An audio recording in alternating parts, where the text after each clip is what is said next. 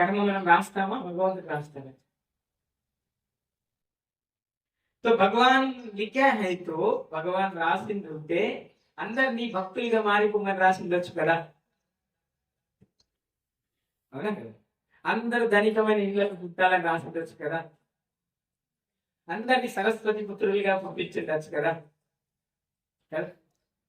అందరినీ బ్రాహ్మణులుగా పుట్టించవచ్చు కదా. మరి కొంతమందికి చదువు మందికి వస్తలేదు, కొంతమందికి వస్తుంది, కొంతమంది ధనవంతులు ఉన్నారు, కొంతమంది బీద వాళ్ళు ఉన్నారు, కొంతమందికి హెచ్చు తగ్గులు ఉన్నాయి, కొంతమందికి అందం ఉంది, కొంతమందికి అందం లేదు, కొంతమందికి అవయవాలు ఉన్నాయి, కొంతమందికి అవయవాలు లేవు. ఈ తారతమ్యం ఎందుకు పెట్టినారు భగవంతుడు? మరి భగవంతుడు అంటే అందరికీ మంచి చేసేవాడు కదా, అందరికీ సమానంగా చూసేవాడు కదా భగవంతుడు అంటే.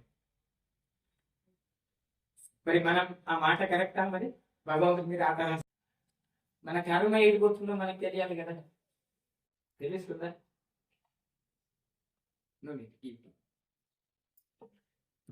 హరే కృష్ణ, తెలుస్తుంది కదా. అయితే ఇక్కడ ఈరోజు మనం చెప్పుకునేది ఏంటంటే, పోయిన ఆ వారంలో మనం ఏమనుకున్నామంటే, అసలు మనం ఎవరు? 84 లక్షల జీవ జంతువులు ఈ సృష్టిలో ఉన్నాయి. భగవంతుడు స్వయంగా భగవద్గీతలో చెప్తారు, మమైవాంశే జీవలోకే జీవభూతాసనాతన.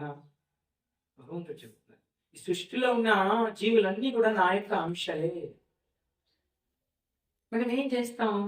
మన ఉనికి కోసం, మన యొక్క తాపత్రయం కోసం మనం ఏం చేస్తామంటే, మనం చూపించుకుంటాం. సమాజంలో ఒక పెద్ద మేడ కట్టేసి మనం ఇది అని చూపించుకోవడానికి ప్రయత్నం చేస్తాం, అవునా? చూపిస్తాం లేదు, బాగా డబ్బు సంపాదించి నేను ఇది అని చూపించడానికి ప్రయత్నం చేస్తాం. లేదంటే మనం ఏదో ఒక పదవి కోసమో ఇంకా దేనికోసమో ప్రయత్నం చేసి జీవితాంతము ఇది నేను అని చూపించగలడానికి ప్రయత్నం చేస్తాం. అదే ఒక కుటుంబ పెద్ద ఏం చేస్తారో ఆ కుటుంబాన్ని పోషణ చేయడానికి ఎక్కడో ఏదో కష్టపడి ఇది నేను అని చూపించుకోవడానికి ప్రయత్నం చేస్తాం. ఇది అందరు చేసేదే కదా.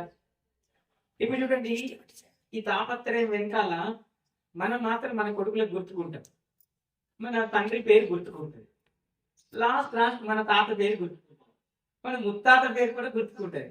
కానీ ఆ తాత పేరు, ఆ తర్వాత తాత పేరు గుర్తుకుందా? ఉందా? మన పిల్లలకి కరెక్ట్గా తెలుస్తుందా?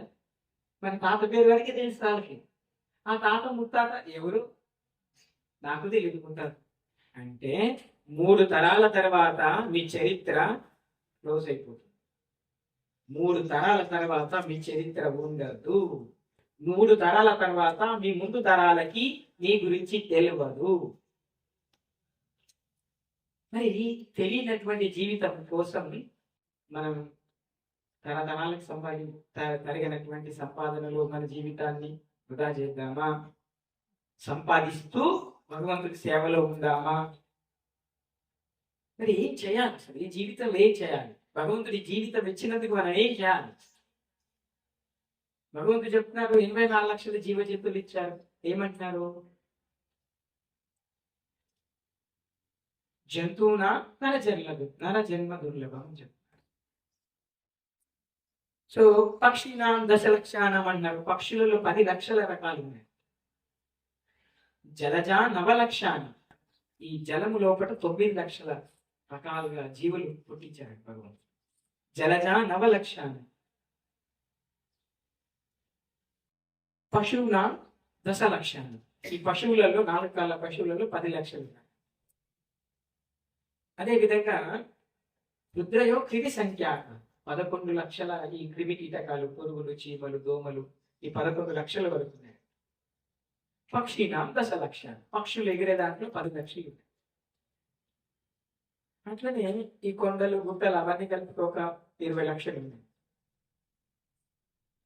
సో దాని తర్వాత మనుష్యాను 4 లక్షలు, 4 లక్షల రకాల మనుషులు ఉంటారంటే సృష్టి 4 లక్షలు.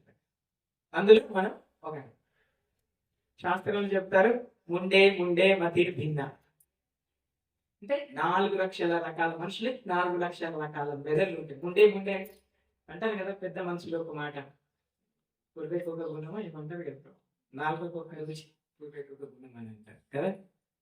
అంటే మనము వింటాం, మనకందరికి ఒక్కొక్క ఆలోచన వస్తుంది, దివ్యమైన ఆలోచన.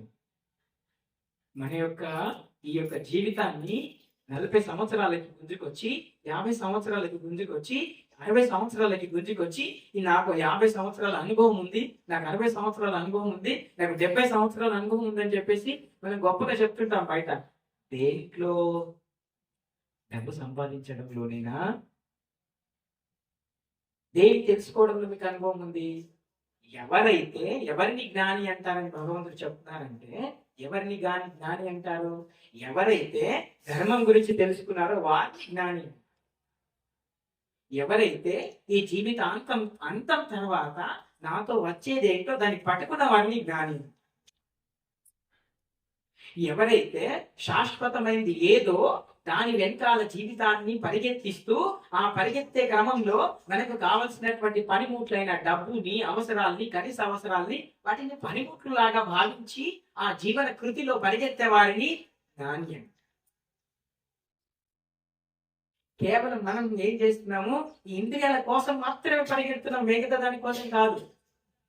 ఈ ఇంద్రియాలని లగ్జరియస్ గా భోగించడానికి మాత్రం ప్రయత్నం చేస్తున్నాం. దీనికి మంచి కాస్ట్లీ బట్టలు వేయాలని చూస్తున్నాం, దీనికి కాస్ట్లీ ఫుడ్ తినిపించాలని చూస్తున్నాం, దీనికి కాస్ట్లీ పిక్చర్స్ చూపించాలని చూస్తున్నాం, కాస్ట్లీగా మంచి ప్రయాణం చేయాలని చూస్తున్నాం, దీన్ని కాస్ట్లీగా అలంకరణ చేయాలని చూస్తున్నాం. కానీ చివరికి ఏదైతే మీరు కాస్ట్లీగా అరేంజ్ చేస్తున్నారు, ఈ శరీరం ఏమైపోతుంది? అలా ఇబ్బందికరంగా శరీరం వదలాల్సి వస్తున్నా లేదు. సరే వదులుతాం కదా, దాంట్లో మీరు చెప్పేది ఏందయ్యా, మీరు ఇక్కడ కూర్చొని చెప్పేది ఏంటి, భగవంతుడు ఏంటి చెప్పేది అన్నది కదా. అందుకని భగవంతుడే బోల్రాయన్. భగవంతుడు ఏం చెప్తున్నారంటే, మీరు మీ జీవితంలో నా జ్ఞానం ఉన్నప్పుడే. ఎందుకంటే ఇందాక నేను చెప్పాను, ఏమని అంటున్నారంటే, జలజా నవలక్షాని పశువునాం దశలక్షానం. సో ఇక్కడ మీరు ఒకవేళ మీకు జన్మ మళ్ళీ వస్తుంది, చనిపోయిన తర్వాత భగవంతుడు చెప్తున్నారు, జాతస్య హి ధ్రువో మృత్యు ధ్రువం జన్మ మృత్యు తస్మాత్ పరిహార్యంతే తత్వం శోచిత పరిహస్య. మీకు జన్మ మళ్ళీ పుట్టి చనిపోయిన తర్వాత ఉంటుందయ్యా, మీరు ఏడవకండి అని చెప్తున్నారు. మనం హ్యాపీ చనిపోతే మళ్ళీ జన్మ వస్తుంది కదా మనకి, ఇంకెందుకు మరి ఏడవడం? ఈ భగవద్గీత చదవడం ఏం జన్మ వస్తుంది?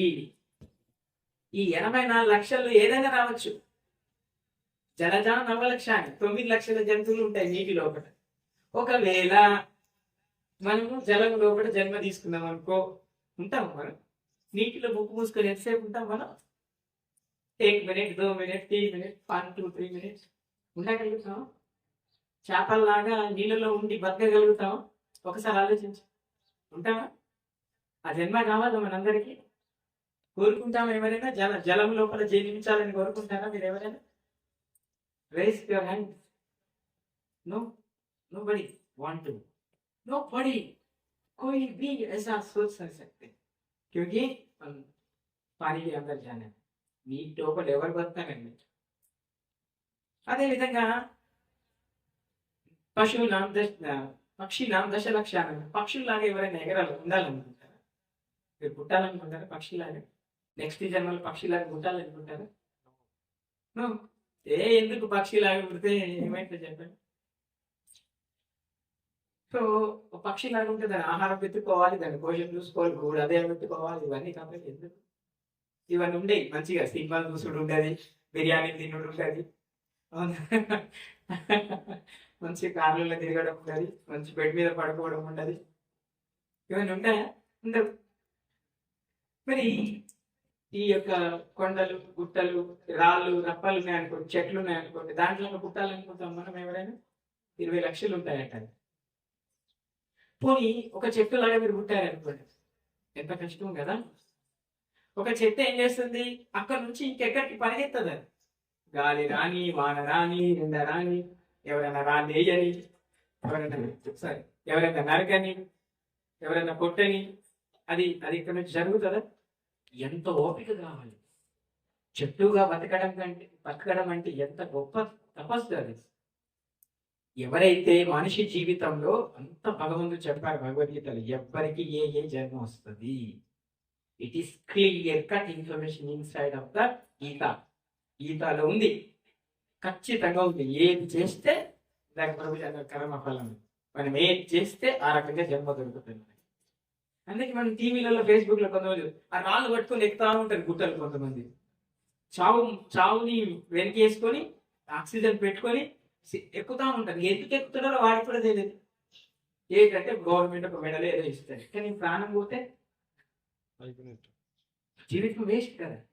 ఎందుకోసమో జీవితం తెలుసుకోలేనటువంటి జ్ఞానంలో బతికి ఆ కొండలెక్కి గుట్టలెక్కి వాడు ఏమవుతాడు చచ్చిపోయినప్పుడు ఆ కొండలెక్కి ఆ జంతువులు ఉంటాయి కదా, అవిటి లెక్క తయారవుతాడు.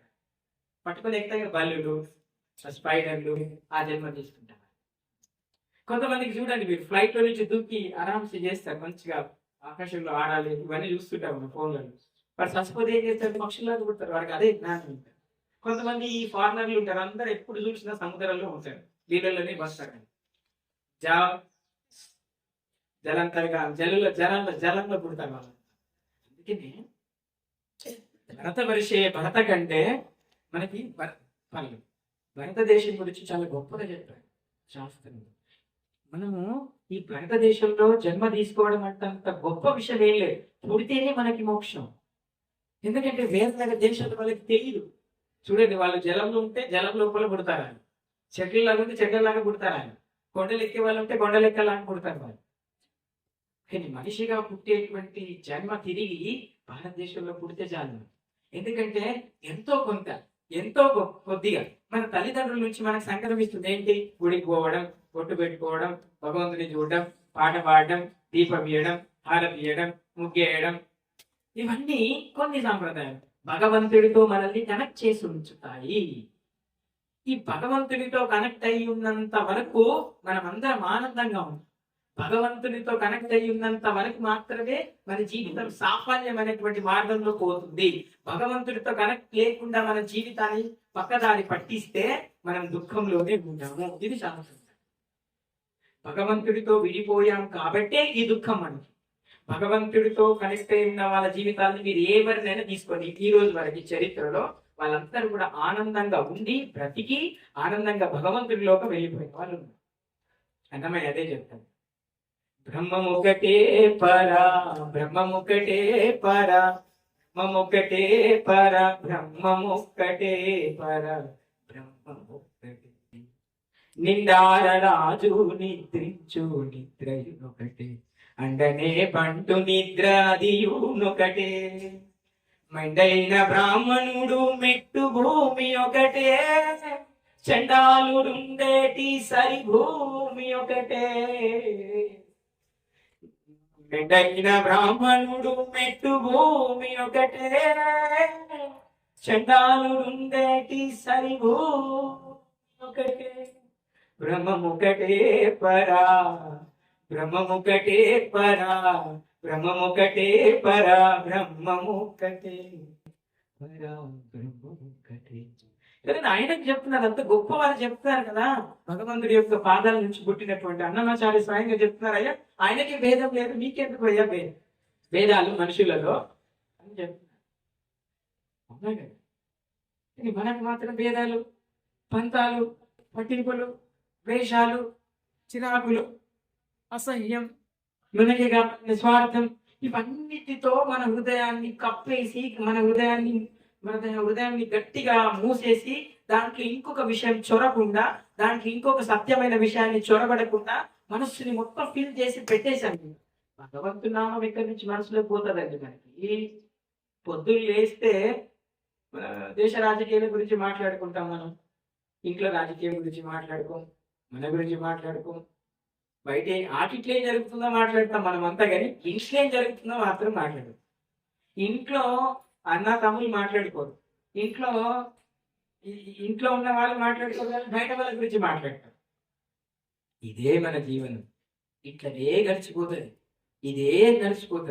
కానీ ఇది మన ధర్మం కాదు, ఇది మన లక్ష్యం కాదు. భగవంతుడు అదే చెప్తున్నారు. ఏమనంటే మనమందరము ఏదో ఒక సన్నద్ధం కోసం పుట్టాం, మళ్ళీ తిరిగి ఏదో పసి జన్మ ఎత్తడానికి, మన పురుగులాగా పుట్టడానికి, ఏ యొక్క డాగ్‌లాగా పుట్టడానికి మనం లేము. ఒకఆయన ఏమంటారంటే, మంచిగా ఆయన కొద్దిగా అప్పుడప్పుడు ఇట్లా సత్సంగాలు చేస్తుంటారు. ఇట్లా అటెండ్ అయిపోతూ ఉంటారు.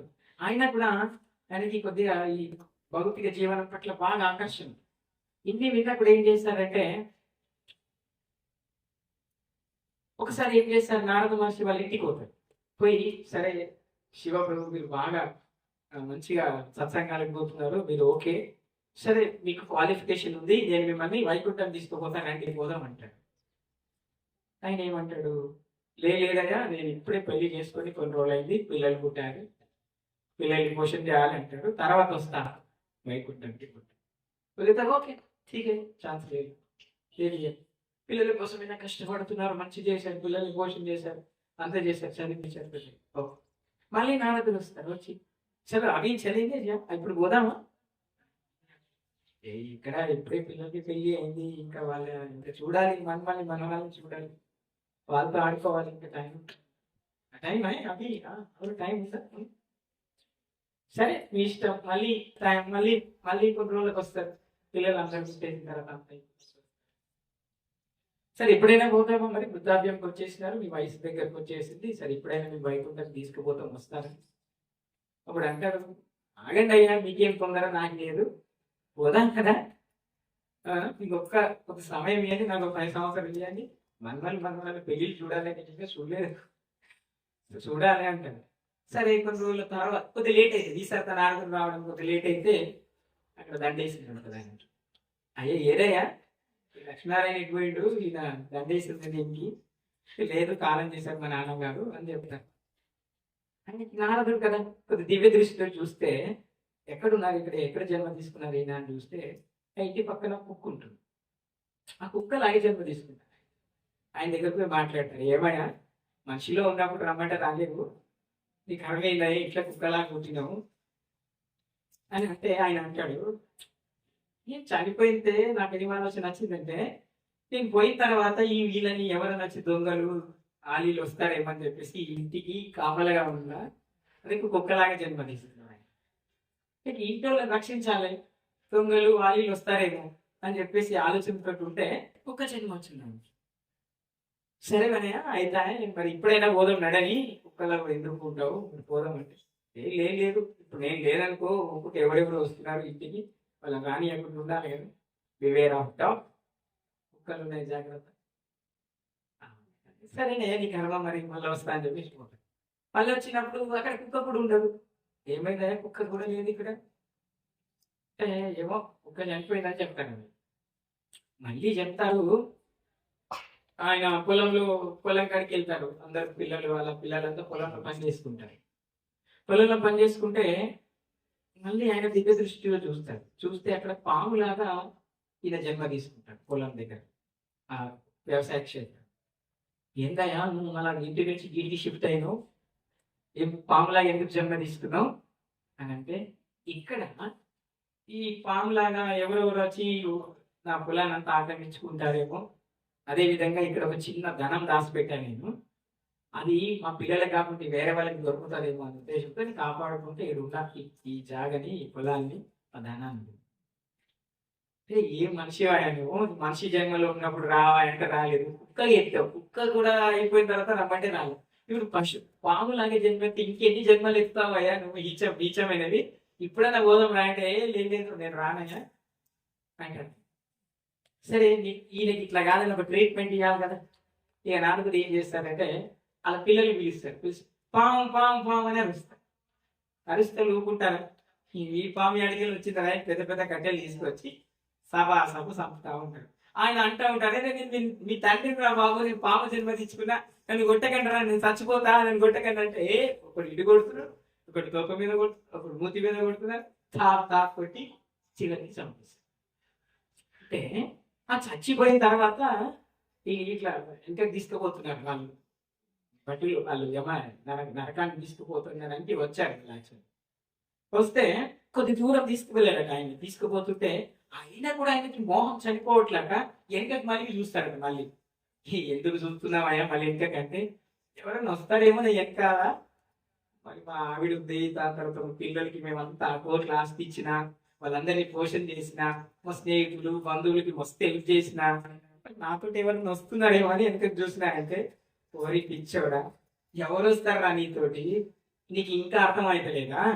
నువ్వు జన్మలో మనిషి జన్మలో ఉన్నప్పుడు తాపత్రయం చెందావు, ఎవరు నీ గురించి పట్టించుకో. నువ్వు కుక్క జన్మ ఎత్తావు, నీకు అక్కడ అవకాశం ఉండే వైకుంఠం పోవడానికి, అక్కడ నువ్వు చేయలేవు. నువ్వు పాములాగా జన్మెత్తావు, ఆ పాము అయినా నిన్ను చూడకుండా వాళ్ళు చంపేశారు, ఇంకా దేని గురించి నువ్వు జన్మ తీసుకోవాలనుకుంటున్నావు? మరి ఈ జన్మలన్నీ ఎలా వస్తున్నాయి? భగవంతుడు చెప్తారు ఏమనంటే, ఎం ఎం వాపి స్మరణ భావం కల ముక్తాతనే. మనం చనిపోయేటప్పుడు మన మరణ సమయంలో మనం ఏ ఆలోచన అయితే ఉంటుందో ఆ ఆలోచన కలిగినటువంటి బాడీలోకి మన వెళ్ళిపోతుంది. నాకు ఇంటిని రక్షించాలని ఉంది, ఇంటి చుట్టుపక్కల కోళ్ళు పిల్లలు ఏదో కుక్కనో లేకుంటే బల్లిగానో పుడతాను, ఇట్లాంటి జన్మ వస్తుంది. ఇట్లాంటి ఇట్లాంటి దుర్లభమైనటువంటి జన్మ మనకి ఎందుకు? మరి భగవంతుడి యొక్క భక్తిలో జన్మ తీసుకోవాలంటే ఎట్లా? ఈ భగవంతుడి లోకంకి వెళ్ళాలంటే ఎట్లా? ఎందుకు ఈ భూలోకంకి రావాలనుకున్నారు తిరిగి తిరిగి? మనం అందరం అనుకుంటే మళ్ళీ మంచిగా ఉండాలి, మంచిగా ఈ రోజు నేను ఈ జన్మలో అందంగా లేను, ఈ జన్మలో నాకు డబ్బు లేదు, ఈ జన్మలో నాకు పదవి లేదు, మళ్ళీ జన్మలో మంచిగా అందంగా పుట్టాలి, పదవిగా పుట్టాలి. ఇదంతా కూడా దురప్రాయమైనటువంటి ఆలోచన. మంచి ఆలోచన ఏది? మంచి ఆలోచన ఏది? మంచి మనకి నిజంగా ఆనందాన్ని ఇచ్చేటువంటి ఆలోచన అంటే భగవంతుడి భక్తిలో ఉంటాడు. మీరు పని చేస్తున్నారా? పని చేయండి, పని చేస్తూ భగవంతుడి ఆరాధనలో ఉంటాడు. అవును, ఇప్పుడు భగవంతుడు అదే చెప్తుంది, కర్మణ్యేవాధికారస్తే మా ఫలేషు కదాచన మా కర్మ ఫలహేదు. భగవంతుడు చెప్తారు, మీరు కర్మ చేయడం మానద్దండి, మీరు పని చేసుకోండి, మిమ్మల్ని ఎవరు పని చేయొద్దు, తీర్థాలు పెట్టుకొని రామరామ అనుకుంటే తిరిగాని అని చెప్తలేదు భగవంతుడు. భగవంతుడు ఏం చేస్తున్నారు, మీరు ఏదైతే పని చేస్తున్నారో ఆ పనిలో నన్ను చూడండి అంటున్నారు. ఏదైతే మీరు పని చేస్తున్నారో ఆ పనిలో నన్ను చూడండి. ఇప్పుడు కట్టెలు అమ్ముకునే వాడున్నాడు అనుకోండి, ఈ కట్టెలలో భగవంతుడు ఉన్నాడంటే ఏమని చెప్తారు? ఆయన ఉన్నాడని చెప్తారా లేదని చెప్తారా? లేదైనా లకడి అని కట్టెలు అమ్ముతారు కదా చెప్పండి. ఈ కట్టెల్లో భగవంతుడు ఉన్నాడా? ఉన్నారు. ఆయన ఉన్నారా? మీరు చెప్పండి, ఉన్నారా? ఈ కట్టెలో భగవంతుడు ఉన్నారా? ఉన్నారా? చూసి కళ్ళలో ఉంటారు, కళ్ళల్లో ఉంటారా భగవంతుడు? చూసే దృష్టిని బట్టి ఉంటుంది, దృష్టిని బట్టి. Very good. ఇప్పుడు ఆ గంట ఉంది, గంటలో భగవంతుడు ఉన్నారా? ఇందుగలడందు లేడని సందేహములకు చక్రి సర్వోపగతుండు ఎందెందు వెతికిన అందేకరుడు దానవాదుడిని వింటే అని ప్రహ్లాద్ మహారాజ్ అన్నారు. ఎప్పుడన్నారండి ఆ మాట?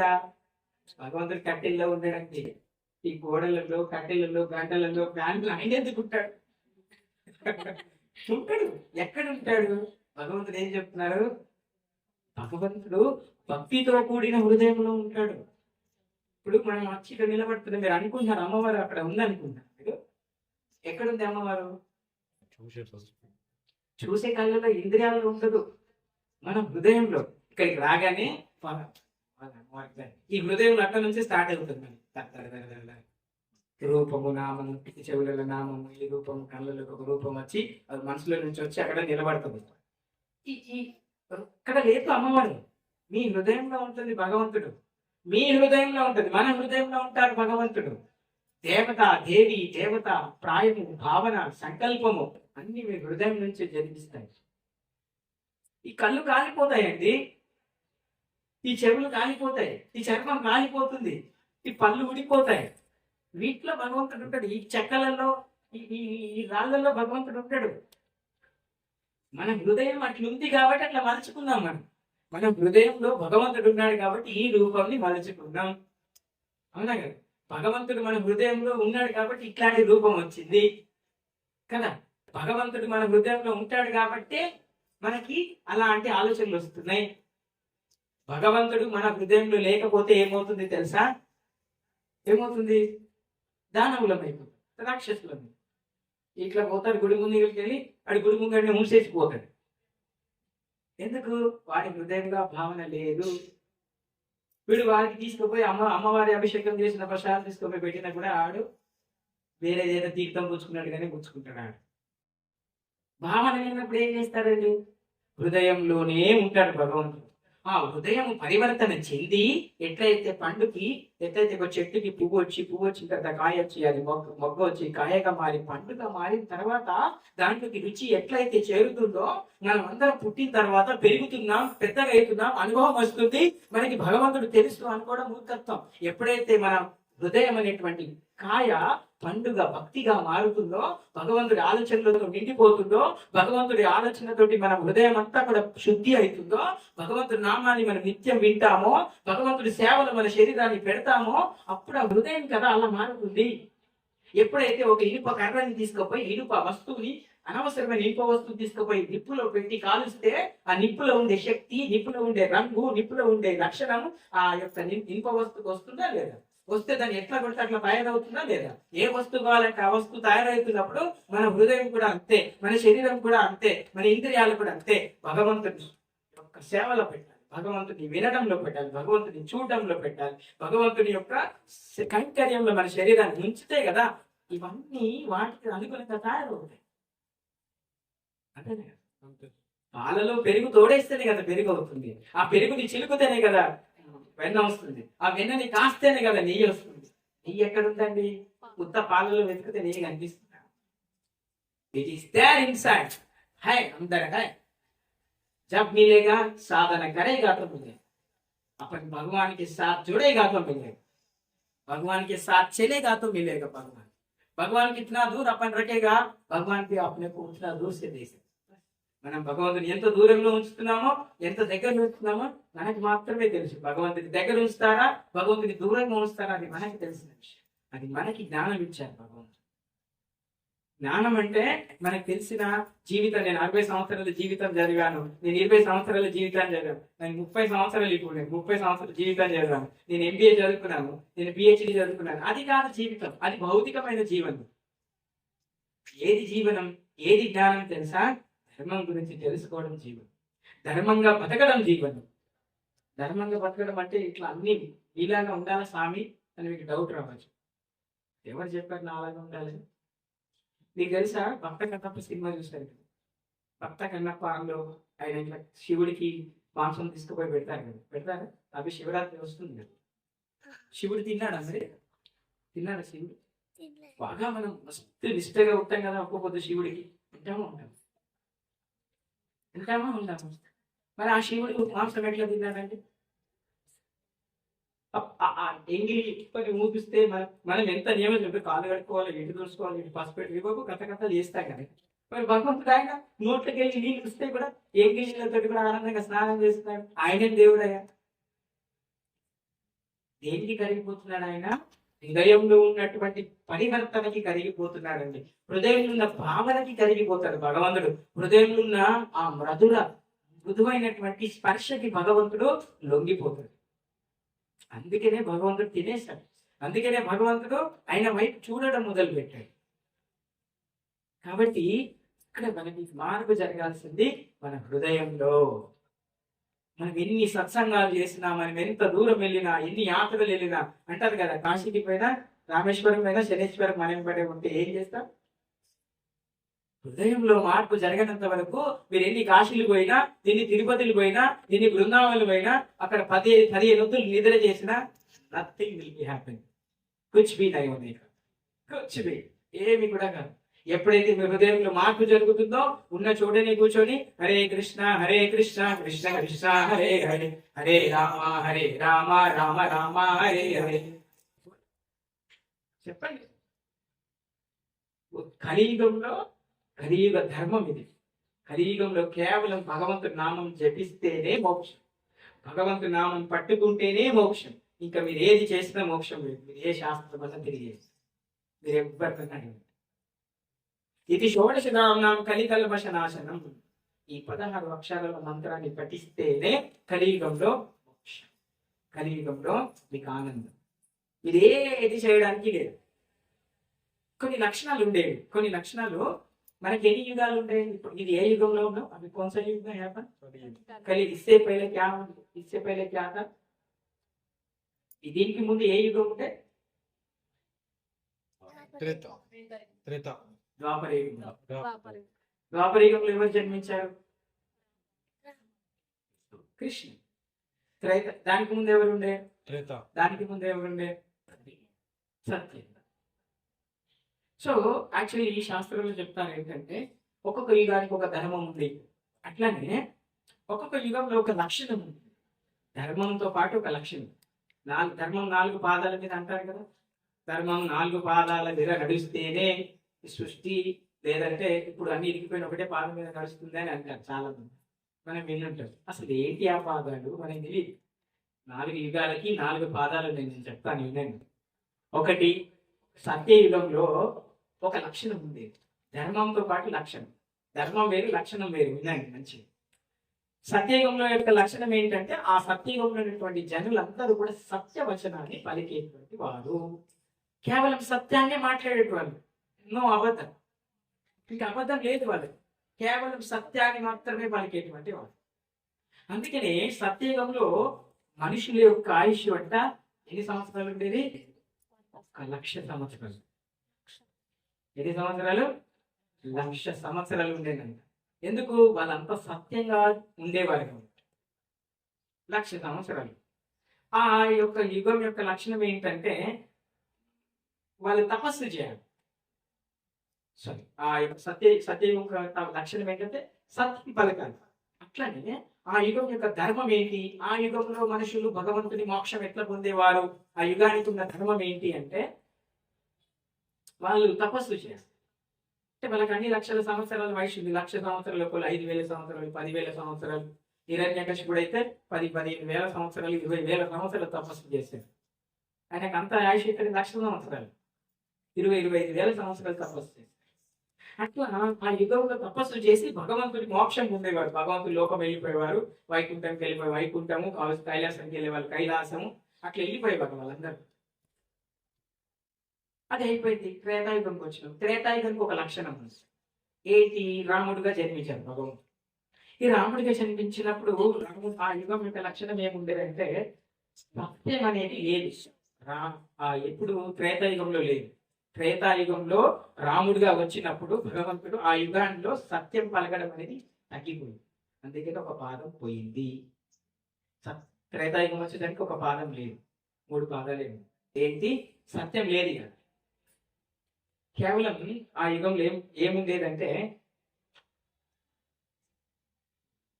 దయ. సో ఆ యుగంలో కేవలం దయ ఉండేది. సో ఈ సత్యం లేదు. అట్లా ఆ 3 పాదాల మీద అది నడిచింది. కానీ ఆ యుగం యొక్క ధర్మం ఏంటి అంటే యజ్ఞాలు, యాగాలు చేయడం. యజ్ఞాలు అప్పుడు చూసిన అశ్వమేధ యాగం చేశారు దశరథ మహారాజు. శ్రీరామచంద్రుడు అశ్వమేధ యాగం చేశారు. ఈ యాగాలు చేసి, యజ్ఞాలు చేసి భగవంతుని ప్రసన్నం చేసుకుని భగవంతుని లోకం వెళ్ళిపోయే వాళ్ళందరూ. అట్లా యుగ ధర్మం ఉండేది. మరి దాని తర్వాత ద్వాపరయుగం వచ్చింది. ద్వాపరయుగంలో దయ అనేది లేదు. దయ ఉంది, దయ లేదు. అందరూ చంపుకున్నారు కదా, కొట్టుకున్నారా లేదు? అంటే ద్వాపరయుగంకి వచ్చేసరికి 2 లేవు. సత్యం లేదు పలకడం, దయ కూడా లేదు. వాళ్ళ మధ్యలో అన్నదమ్ములే కొట్టుకున్నారు, చంపేసుకున్నారు. దయ ఎక్కడ ఉంది? ఉందా? లేదు. 2 పాదాలు లేవు, 2 పాదాల మీదే ఉంది. ద్వాపరయుగంలో 2 పాదాల మీద ఉంది ధర్మదేవత. సత్యం లేదు, దయ లేదు. సత్య, తప, దయ, దానం, ఈ 4 లక్షణాలు 4 యుగానికి. సత్యయుగంకి తప, తపస్సు చేయడం. దాని తర్వాత దయ ద్వాపరయుగానికి. కలియుగము వచ్చేసరికి నా సత్యం ఎవరు చెప్తున్నారు? చెప్తే ఎవరైనా వింటున్నారా? చూడండి, ఎవరైనా వచ్చినారు సత్యం విందామండి, పోవాలండి, ఏం చేయాలండి? ఈ జీవితం అంతా సత్యం వినడానికి అంటే nobody will come. Nobody is ready to hear what we are giving. Honesty words. నిజాయితీతో కూడుకున్న పదాలు మాట్లాడుతున్నారంటే అక్కడ పోతుంది. nobody will come. నో సత్య, నో దయ. దయ ఉందా? దయ లేదు. ఈ కలియుగంలో దయ ఉందా? దయ ఉంటే తోటి ప్రాణుల్ని మనం ఎందుకు చంపేస్తాం? ఇతరులని, కన్న తల్లి కన్న బిడ్డల్ని ఎందుకు చంపేస్తుంది? ఇప్పుడు కన్న తండ్రి కన్న కూతురి మీద ఎందుకు అఘాయిత్యం చేస్తున్నారు ఈ సమాజంలో? కన్నా తండ్రి పిల్లల్ని చంపేసి భార్యను ఎందుకు చంపేస్తున్నారు? ఇవన్నీ ఎందుకు జరుగుతున్నాయి? ఆగాయిత్యాలు దయ ఉందా సమాజంలో? లేదు. ఎందుకు లేదో తర్వాత మాట్లాడు. లేదు, దయ లేదు, మూడు లేదు.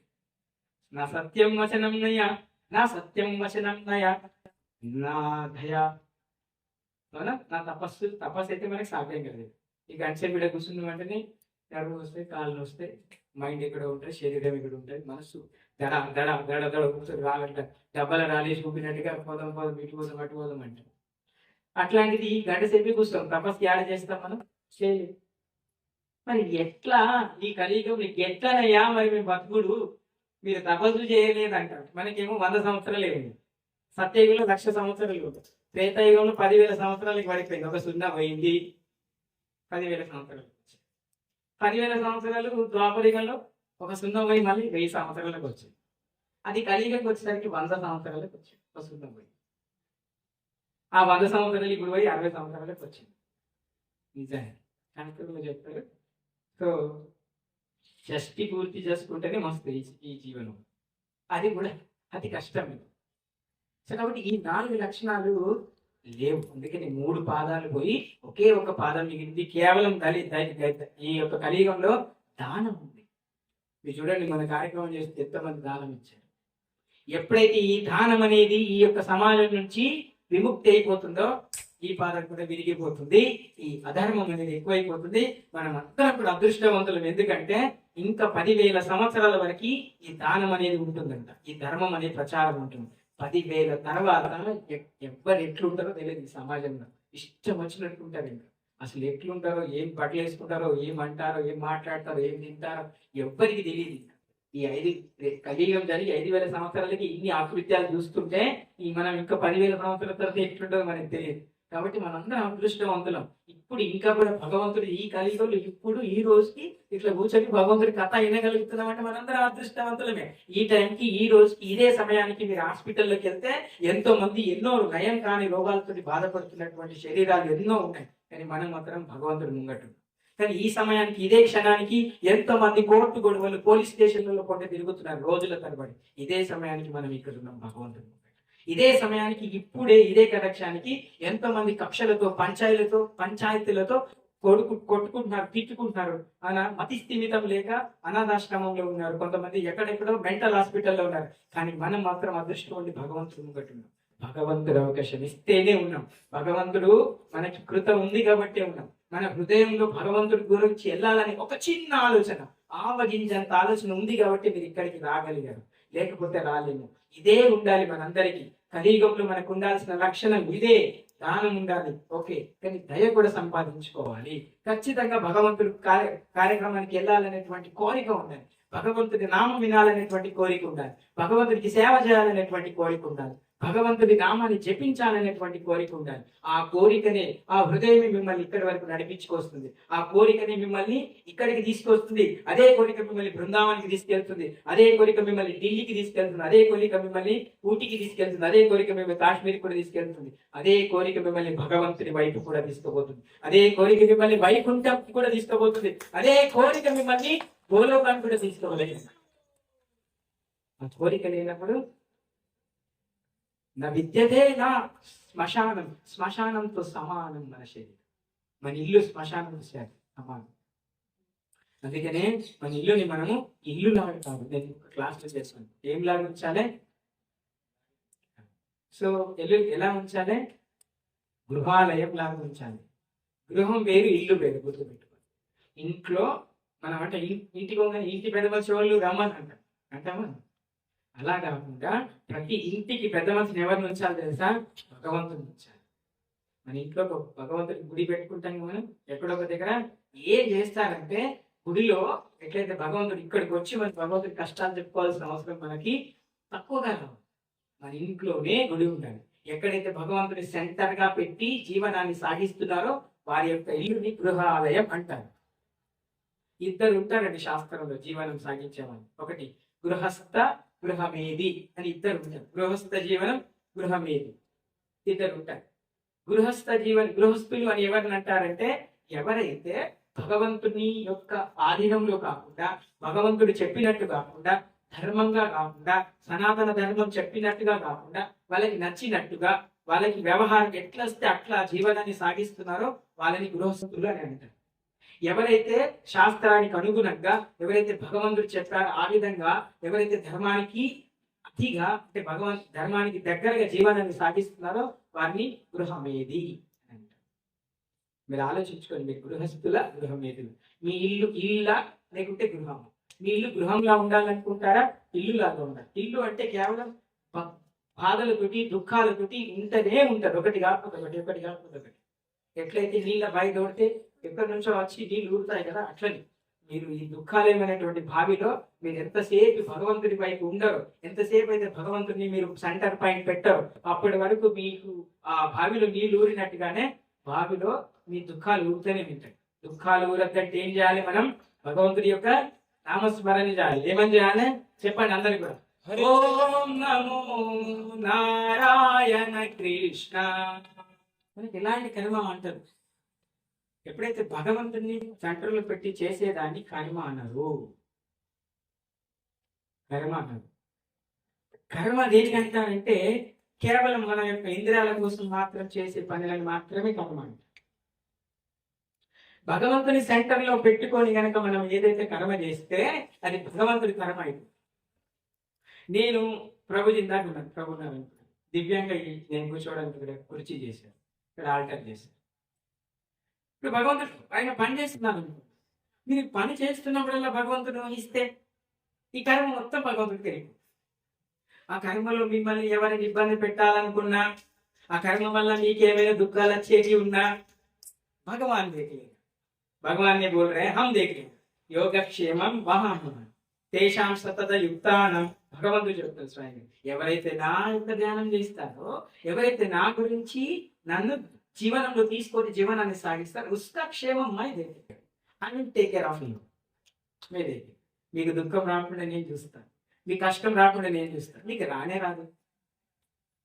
ఇప్పుడు ఒక ఇంటికి మనం చాలా సార్లు ఇదే చెప్తుంటాం, ఒక ఇంటికి ఒక తండ్రి, బాధ్యత గల తండ్రి ఉన్నాడు అనుకోండి, పిల్లలకి చెప్తాను మనకి ఇన్ని కోట్లు వస్తుంది, మీరు కూడా కష్టం చేయాలని ముందు చెప్తాము.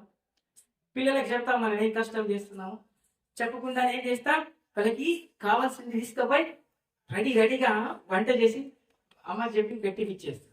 They are very happy.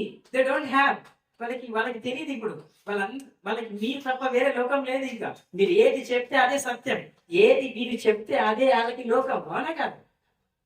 అట్లనే భగవంతుడికి మనం పిల్లలు. భగవంతుడు చెప్తున్నారు పితాహమస్య జగతా దాత మాత పితామహ. అరే హంతో భగవాన్ నేను మీ తండ్రినయ్యా, మీరు నా నుంచి ఎట్టిపోతారు, మీరు నా నుంచి పోవద్దనే మీ అందరికి ఇవన్నీ వచనాలు చెప్పి పెట్టిన, ఈ పుస్తకం రచించి పెట్టిన, అవునా? భగవంతుడు మంచిగా చెప్తున్నారు. వేదేచ్ఛ సర్వం రహమేత్య వేదం. ఏ వేదాలు అయితే ఏమున్నాయి ఇవి నా నుంచి వచ్చినాయా, నేను రచించాను.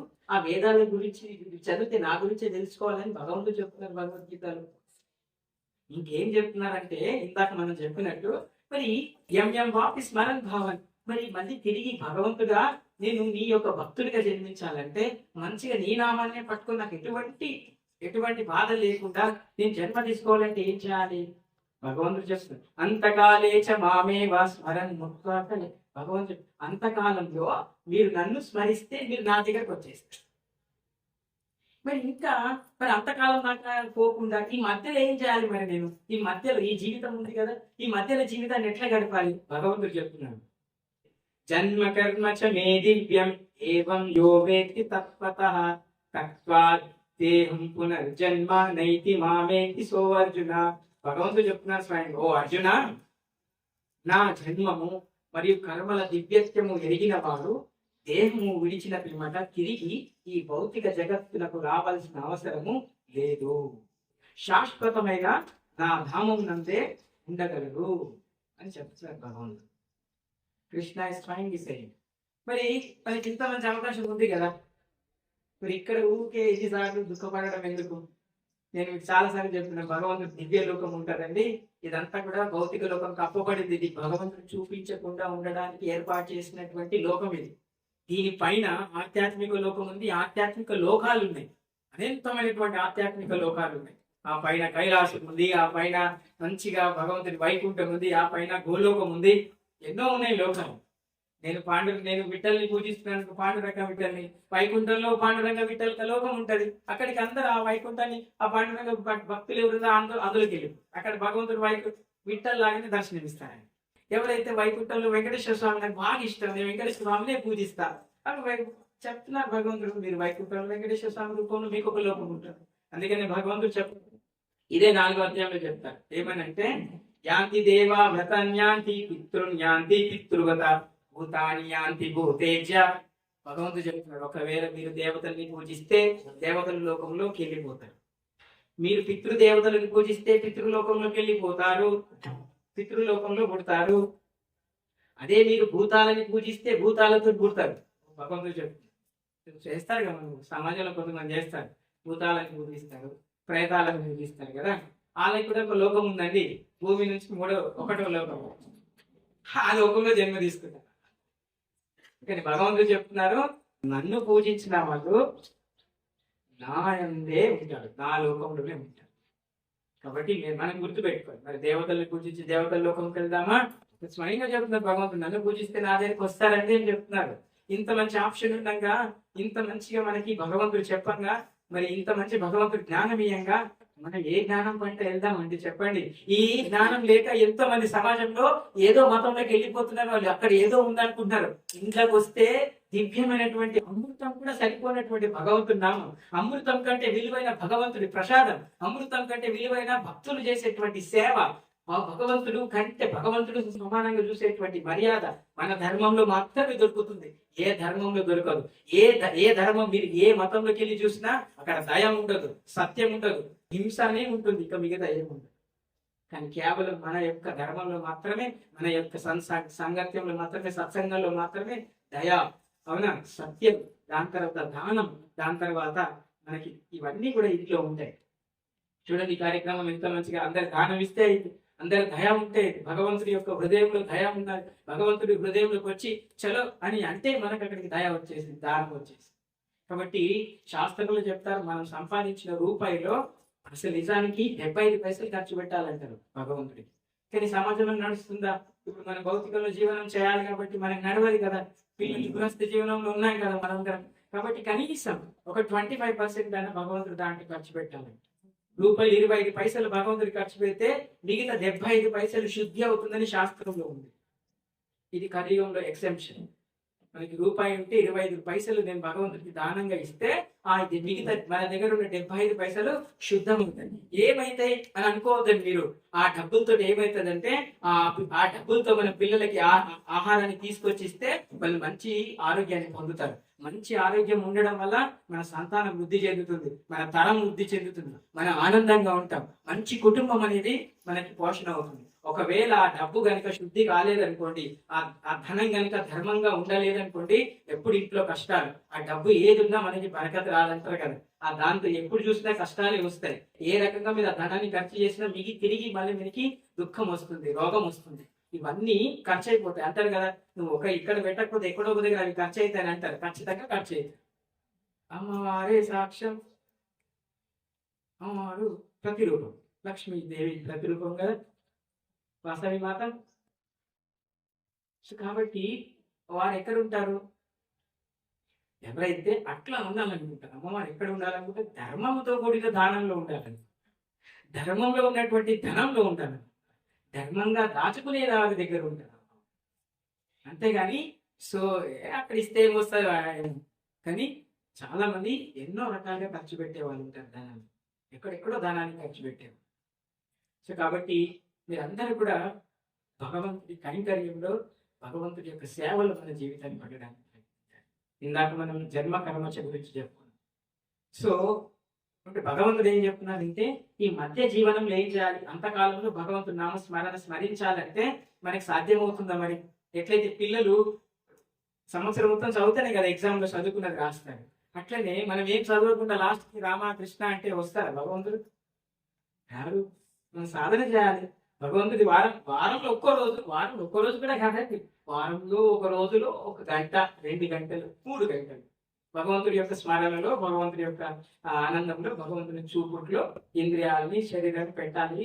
అట్లా పెట్టడం వల్ల ఏమవుతుంది? అందుకే అంటారు దాని గురించి ఏమవుతుందంటే, ఇక్కడ భగవంతుడు చెప్తున్నారు నా జన్మ గురించి తెలుసుకోవాలి.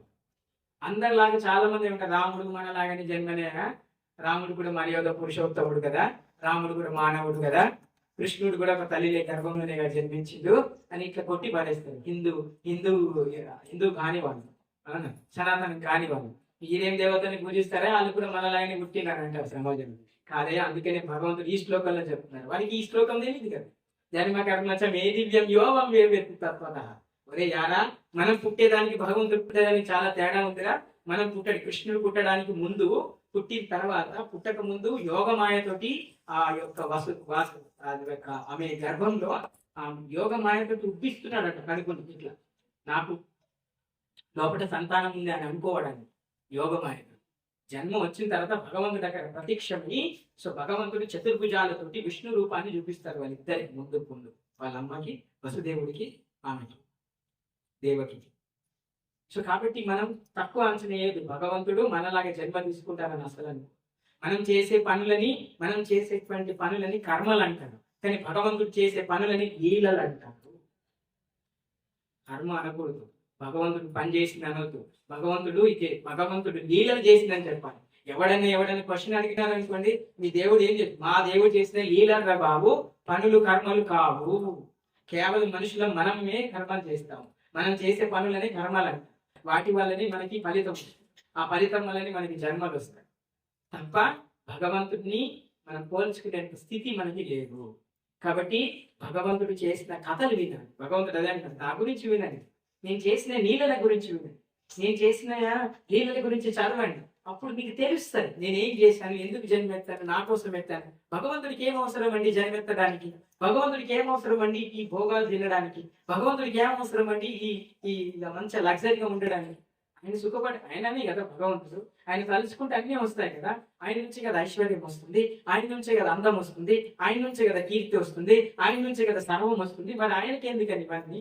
మర్చి చెమండి పరతరం నాణ్య కించిదస్థితం సూత్రే మణిగనాని. భగవంతుడు చెప్తున్న సమస్తం నాలోనే నిమిడి ఉందయ్యా.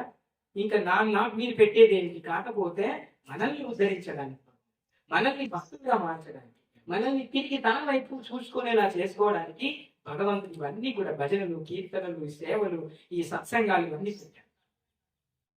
సో కాబట్టి మనందరం కూడా సాంగత్యం అనేది చాలా ఇంపార్టెంట్. ఎవరితో సాంగత్యం చేస్తున్నాం అనేది చాలా చాలా ఇంపార్టెంట్. చివరిగా నేను ఒక మాట చెప్పి ముగించేస్తాను. భగవంతుడు చెప్తున్నారు భగవద్గీతలో, మంచిగా వినండి, ఇది మనందరికి సంబంధించి, నాకు కూడా సంబంధించింది.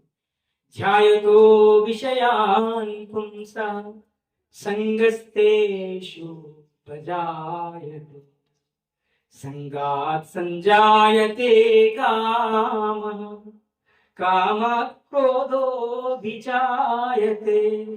క్రోధాత్ భవతి సమ్మోహః సమ్మోహాత్ స్మృతి విభ్రమః స్మృతి భ్రంశాత్ బుద్ధినాశో బుద్ధినాశాయ ప్రణశ్యతి బుద్ధినాశాయ ప్రణశ్యతి. భగవంతుడు బాగా గట్టిగా చెప్తున్నటువంటి మాట. మీ యొక్క కర్మ దేని మీద ఆధారపడి ఉంటుందంటే మీ గుణం మీద. మీ గుణం దేని మీద ఆధారపడి ఉంటుందంటే మీరు ఎవరితో స్నేహం చేస్తున్నారో సాంగత్యం అంటారు దాన్ని. భగవంతుడు అది చెప్తుంది.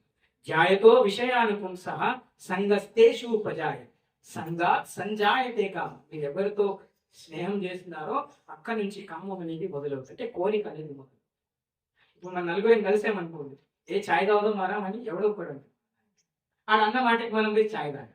ఆ ఛాయ్ తాగిన దగ్గర మనం ఇక్కడ ఎవరినో చూస్తాం, ఏదో మాట. కర్మ has to be done step by step. ఆ కోరిక నెరవేరలేదు అనుకో, ఏం తాగుతావు నాకు ఛాయ్ అని ఇవ్వడానికి అనుకో, ఏం రాను తాగవు, తాగిపియవు, నిందలు వస్తాయి. అంటే ఫుల్ఫిల్ కానప్పుడు భగవంతుడు అదే చెప్తారు. మీరు ఒక విషయాన్ని తీస్తారు, ఆ విషయాన్ని తీసిన తర్వాత ఆ విషయాన్ని మనసులో లాక్ చేస్తారు. ఆ లాక్ చేసిన తర్వాత ఆ విషయం కనుక నెరవేరకపోతే ఏమైతుంది? దుఃఖం వస్తుంది. దుఃఖం వల్ల ఏమొస్తుంది? కోపం వస్తుంది. అది నెరవేరకపోతే కోపం వస్తుంది కదా. నేను చెప్పింది ఇది వినలేదు, ఈ స్వామి సంగతి చూడాలి, ఈయన చెప్పింది వినరా, కోపం వస్తుంది. కోపం వల్ల ఏమొస్తుంది? మనకి మతి భ్రమిస్తుంది. మతి భ్రమిస్తే ఏమంటున్నాడు భగవంతుడు? జీవితం నాశనం. కాబట్టి మనం అందరం కూడా సాంగత్యం చేయడానికి మంచి వాళ్ళతో స్నేహం చేయాలని భగవంతుడు చెప్తున్నాడు. ఇట్లా సత్సంగం వాళ్ళతో సాంగత్యం చేయడం వల్ల ఏమవుతుందంటే భగవంతుడితో సాంగత్యం చేయడం అనేది మొదలవుతుంది. భగవంతుడి కథతోటి సాంగత్యం చేస్తాం. భగవంతుడి కథ, భగవంతుడి యొక్క విషయాలతో మనం కనెక్షన్ పెంచుకుంటాం. అప్పుడు మనకి భగవంతుడి లక్షణాలే వస్తాయి. భగవంతుల్లో ఉండే దయ మనకు అంటుకుంది. ఎట్లయితే అగ్ని లోపల ఆ ఇనుపరవ నింపుచ్చితే ఆ అగ్ని లక్షణాలు ఎట్లా వచ్చినాయో మనకు కూడా భగవంతుడి లక్షణాన్ని పుణికిపుచ్చుకుంటాం. సో కాబట్టి భగవంతుడి యొక్క కృప మనందరికి కూడా దొరకాలంటే భగవంతుడి నామాన్ని మన హృదయంలోకి తీసుకోవాలి. హృదయ మార్పు అనేది ఖచ్చితంగా జరగాలి. హృదయం మార్పు ఉంటేనే భక్తి అనేది సాధ్యమవుతుంది. హృదయంలో భగవంతుని తీసుకున్నంత వరకు మనం అందరం దుఃఖాల్లో కొట్టుకుపోవాల్సిందే. మీరే కాదు, మీ ముందొచ్చే తరం, ఆ తర్వాత 10 తరాలు, ఇంకా 1000 తరాలు కూడా ఈ దుఃఖంలో కొట్టుకుపోవాల్సిందే. మీ తరం నుంచి ఫుల్ స్టాప్ పడాలంటే మీ తరం నుంచి భగవంతుడి యొక్క భక్తి అనేది మన యొక్క కుటుంబంలో, మన జీవనంలో కంపల్సరిగా ఉండాలి. ఓకేనా? భగవంతుడి యొక్క భక్తి హృదయంలో తీసుకుంటారా? తీసుకోవాలి. తీసుకోకపోతే మళ్ళీ మనకి వేరే వాటికి తేడా